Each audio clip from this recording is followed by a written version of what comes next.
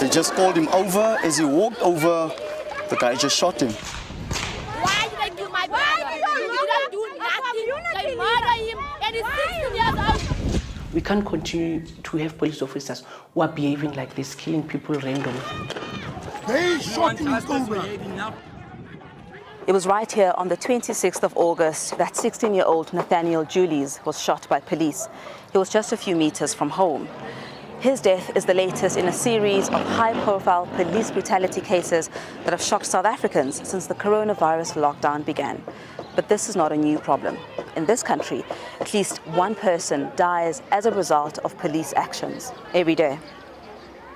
He was just a lovable boy, you know, in his presence alone. You can pick up, obviously, that he can't speak, but once you're with him, you know, you can pick up to say he's Down syndrome, he can't say, but you have to fit into his world.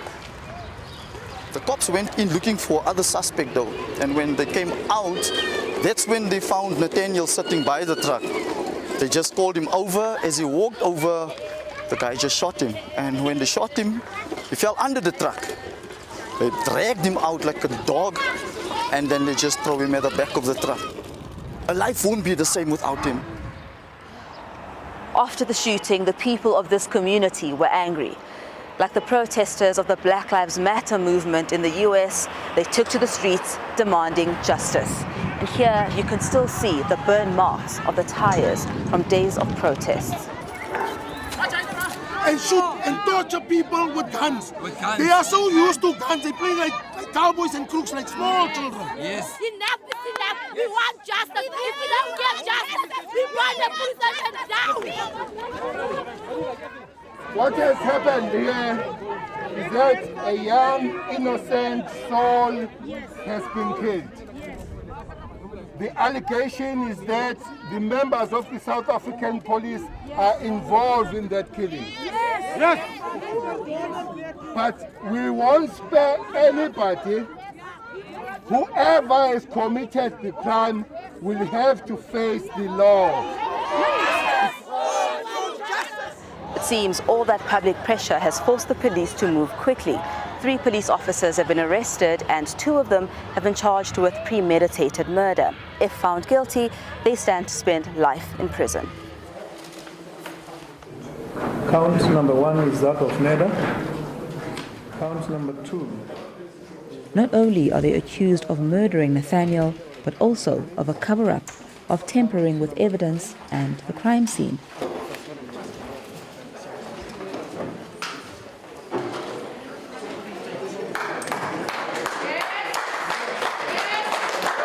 Perpetrators have no bail, and the court remanded the case. So that to us is victory for this mile of the way, for where we're at this end.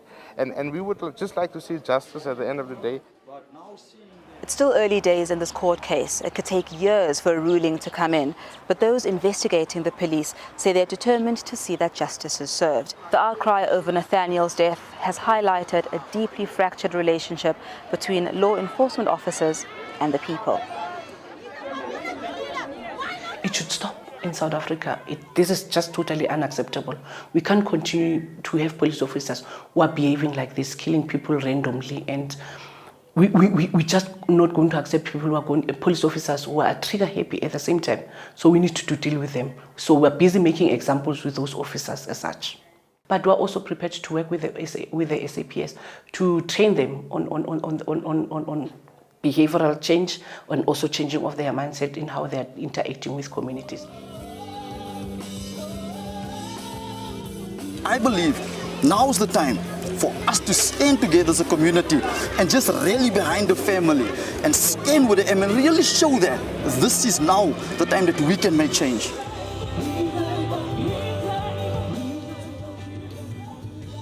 Nathaniel's family, especially his mother, are clinging to the hope that his death will not be in vain.